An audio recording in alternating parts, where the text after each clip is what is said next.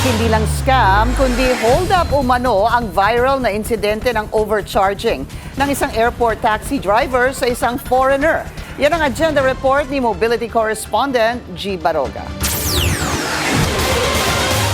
Pumalag si LTO Chief ASEC Marcos Lacanilao tungkol sa naging pahayag ni LTFRB Chairman Vigor Mendoza sa BNC Mobility tungkol sa pagkakahuli ng airport taxi driver na nang scam umano ng foreigner.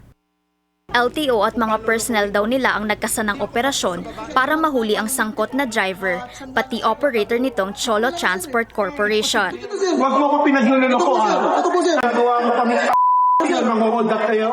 Ayon kay ASEC Lacanilao, hindi na bago ang overcharging cases sa airport taxis, kaya aktibo silang hulihin ang mga nasa likod nito.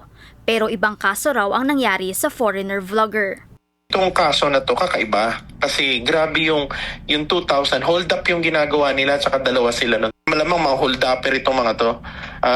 Kaya ganyan ang style nila. Nakababa lang yung foreigner. Paano kung babae yung foreigner? Baka ni-rape pa ng mga yan.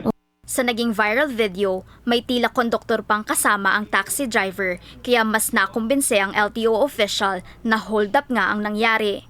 Tuloy daw ang show cause order na inisyu ng LTO habang kumpiskado na ang lisensya ng driver. Recommendation ko dito revocation. Perpetual revocation na habang buhay na pagkakakulong.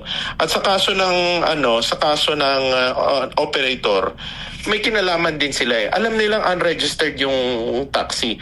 Bakit lumalabas? Hindi ho nyo kayang kontrolin yung mga driver ninyo. Tumigil kayo sa paghanap buhay ng taxi. Maaaring kasabwat din daw ang operator at kung mapapatunayan ito sa investigasyon, huhulihin daw ng LTO ang lahat ng taxi unit nito. Naka-impound na ngayon ang involved unit na lumabas ding unregistered pala bukod pa sa ibang mga paglabag ng operator nito. Para sa agenda, G. Baroga, Billionario News Channel.